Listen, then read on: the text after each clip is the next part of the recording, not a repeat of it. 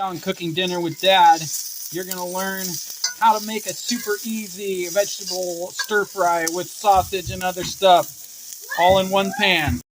Okay, so ahead of time you'll have needed to cut up whatever vegetables, these are from the garden and the store and some other places. But I got broccoli, squash, bell peppers. You can put just about anything in there. Now you're going to need some sort of kielbasa sausage. I'm going to chop that up while the onions are cooking.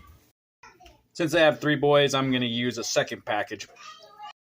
Okay, then we're just going to stir the sausages in with the onions. By the way, I did use olive oil to fry the onions in if I didn't say that before.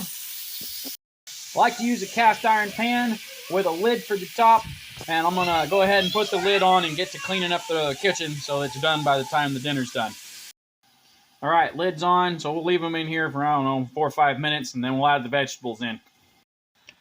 Should mention that over here I'm cooking some quinoa and rice to go as the base for this. You could use any noodle or rice that you wanted to, but you're going to want to start that at the same time or a little before you start the onions.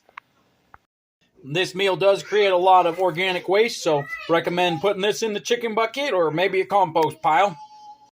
Depending on how much of a hurry you're in, you're going to want to brown the sausages. They taste a little better that way. Now we're going to add the vegetables.